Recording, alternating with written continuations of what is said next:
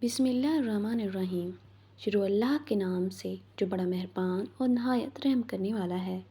حضرت محمد صلی اللہ علیہ وسلم نے حضرت علی رضی اللہ تعالیٰ عنہ سے فرمایا، اگر کوئی شخص یہ تسبیح پڑھ لے گا تو اس کی ساری زندگی کے گناہ معاف ہو جائیں گے۔ یہ الفاظ اسے ہر مصیبت سے بچا لیتے ہیں۔ ایک مرتبہ نبی رحمت سرکار دو عالم صلی اللہ علیہ وسلم اپنے مبارک ہجرے میں تشریف فرما تھے۔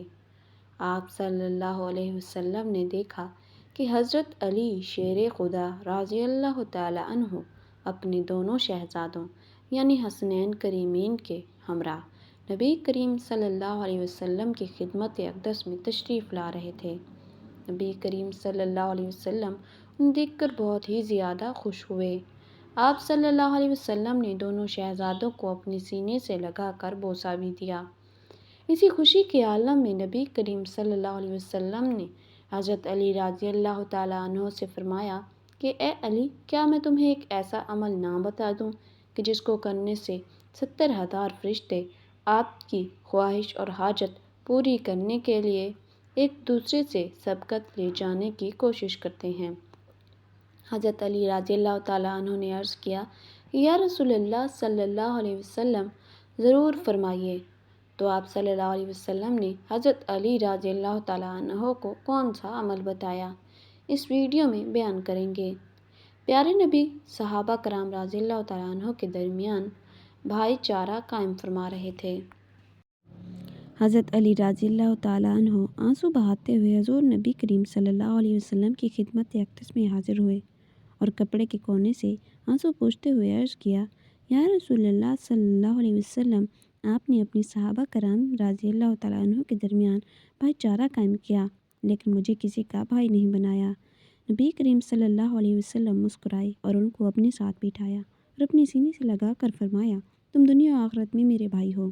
پھر لوگوں کے عام مجمع میں یہ اعلان فرما دیا، لوگو، یہ علی میرا بھائی ہے، یہ علی میرا بھائی ہے۔ ناظرین، ایک مرتبہ یمن کے ایک تاجر نے پہلی مرتبہ اپنے بیٹے کو تجارت کے لیے بھیجا اور حضرت محمد صلی اللہ علیہ وسلم نے جو کلمات حضرت علی رضی اللہ تعالیٰ عنہ کو بتائے تھے، حضرت علی رضی اللہ تعالیٰ عنہ نے وہ کلمات عام کر دیے۔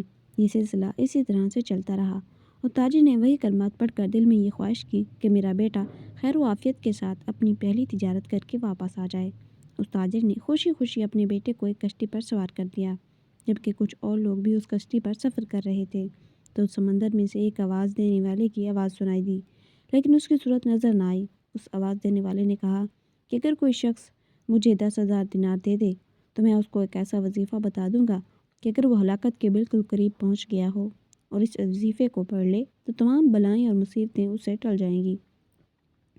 اس کشتی کے مسافروں میں سے ایک نے بلند آواز میں جواب دیا کہ میرے پاس آؤ، میں تم کو 10,000 دینار دیتا ہوں، مجھے وہ وظیفہ بتا دو۔ تو آواز آئی کہ تم اپنے دیناروں کو سمندر کے اندر ڈال دو، مجھے وہ مل جائیں گے اور میں تمہیں وہ وظیفہ بتا دوں گا۔ چنانچہ اس کشتی کے مسافر نے 10,000 دیناروں کو سمندر کے اندر ڈال دیا۔ تو اس آواز دینے والے شخص نے مسافر کے کان میں آ کر وہ وظیفہ بتایا جو نبی کریم صلی اللہ علیہ وسلم نے حضرت علی رضی اللہ تعالیٰ عنہ سے فرمایا تھا، اور اس مسافر نے بھی وہ وظیفہ سن کر پڑھ لیا تھا، اور یہ مسافر اس یمن کے تاجر کا بیٹا تھا۔ آواز دینے والے نے اس سے کہا کہ تجھے جب بھی کوئی مصیبت پڑے تو اس وظیفے کو پڑھ لیا کرو، جبکہ یہ سن کر کشتی کے دوسرے تمام مسافروں نے اس کا مذاق اڑایا اور کہا کہ تو نے اپنی کثیر رقم سمندر میں پھینک کر ضائع کر دی۔ تاجر کے بیٹے نے جواب دیا کہ ہرگز نہیں، میں نے اپنی دولت کو ضائع نہیں کیا، مجھے اس بات میں کوئی شبہ نہیں ہے کہ مجھے قرآن پاک کی یہ آیت ضرور نفع ہی دے گی۔ لیکن اس کے بعد چند گھنٹے وہ کشتی چلتی رہی، پھر اچانک طوفان کی موجوں سے وہ کشتی ٹوٹ کر بکھر گئی اور سوائے اس تاجر کے بیٹے کے اس کشتی کا کوئی آدمی بھی زندہ نہ بچا۔ وظیفہ پڑھنے والا وہ مسافر کشتی کے ایک ٹوٹے تختے پر بیٹھا ہوا سمندر کے اندر بہتا چلا جا رہا تھا، یہاں تک کہ کچھ دیر کے بعد ایک جزیرے پہ جا پہنچا۔ اس جزیرے میں چند قدم چلنے کے بعد دیکھا کہ وہاں ایک شاندار محل بنا ہوا ہے اور ہر قسم کے موتی اور جواہرات وہاں پڑے ہوئے ہیں۔ اس نے دیکھا کہ اس محل میں ایک بہت ہی حسین و جمیل عورت اکیلی بیٹھی ہوئی ہے اور ہر قسم کے میوے اور کھانے کا سامان وہاں پر رکھا ہوا ہے۔ اس عورت نے اس مسافر کو دیکھا تو پوچھا کہ تم کون ہو اور یہاں کیسے پہنچ گئے؟ مسافر نے بھی اس عورت سے پوچھا کہ تم کون ہو اور یہاں پر اکیلی کیا کر رہی ہو؟ اس عورت نے اپنا قصہ سنایا کہ میں بصرہ کے ایک عظیم اور بڑے تاجر کی بیٹی ہوں۔ میں اپنے باپ کے ساتھ سمندر کے سفر پر جا رہی تھی۔ ہماری کشتی ٹوٹ گئی اور مجھے اچانک کوئی کشتی کے اندر سے اچک کر لے بھاگا اور میں اس جزیرے میں اس محل کے اندر اس وقت سے پڑی ہوں۔ ایک شیطان ہے جو مجھے اس محل میں لے آیا ہے۔ وہ ہر 7ویں دن یہاں آتا ہے اور آج اس کے یہاں آنے کا دن ہے، لہٰذا تم اپنی جان بچا کر یہاں سے بھاگ جاؤ ورنہ وہ شیطان تمہاری جان لے لے گا۔ ابھی اس عورت کی گفتگو ختم نہ ہوئی تھی کہ وہاں پر ایک دم سے اندھیرا چھا گیا۔ عورت نے پھر سے کہا کہ جلدی یہاں سے بھاگ جاؤ کیونکہ وہ آ رہا ہے ورنہ وہ تم کو ضرور جان سے مار ڈالے گا۔ چنانچہ وہ شیطان وہاں پر آ گیا، لیکن وہ مسافر یوں ہی وہاں پر کھڑا رہا۔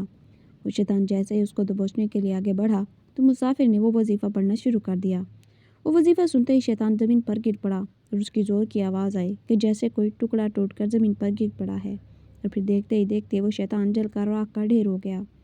یہ دیکھ کر اس عورت نے کہا کہ اللہ تبارک و تعالیٰ نے تم کو رحمت کا فرشتہ بنا کر میرے پاس یہاں بھیج دیا ہے اور تمہاری بدولت مجھے اس شیطان سے نجات مل گئی ہے۔ پھر اس عورت نے مسافر سے کہا کہ یہ موتی اور جواہرات اٹھا لو اور محل سے نکل کر میرے ساتھ سمندر کے کنارے کی جانب چلو۔ وہاں سے کوئی کشتی تلاش کر کے یہاں سے نکل چلتے ہیں۔ چنانچہ بہت سے موتی جواہرات اور کھانے کا سامان اپنے ساتھ لے کر وہ دونوں اس محل سے نکلے۔ وہ دونوں اس سمندر کے کنارے پر جا پہنچے۔ وہاں ایک کشتی بصرہ کی جانب جا رہی تھی۔ وہ دونوں اس کشتی پر سوار ہو کر بصرہ جا پہنچے۔ لڑکی کے والدین اپنی گمشدہ لڑکی کو دیکھ کر بے حد خوش ہوئے، اس مسافر کے شکر گزار ہوئے اور بہت عزت و احترام کے ساتھ اسے اپنے گھر میں مہمان بنا کر رکھا۔ پھر لڑکی کے والدین نے پوری سرگزشت سن کر اس دونوں کا نکاح بھی کر دیا۔ وہ دونوں میاں بیوی بن کر رہنے لگے اور تمام موتی اور جواہرات جو وہ اس جزیرے سے لے کر آئے تھے ان دونوں کی مشترکہ دولت بن گئی۔ اس عورت سے اللہ نے اس مرد کو کچھ بچے بھی عطا کر دیے۔ دونوں نہایت محبت اور احترام کے ساتھ اپنی زندگی بسر کرنے لگے، اور یہ سب اس وظیفے کا کمال ہی تھا جو حضرت محمد صلی اللہ علیہ وسلم نے حضرت علی رضی اللہ تعالیٰ عنہ کو بتایا تھا۔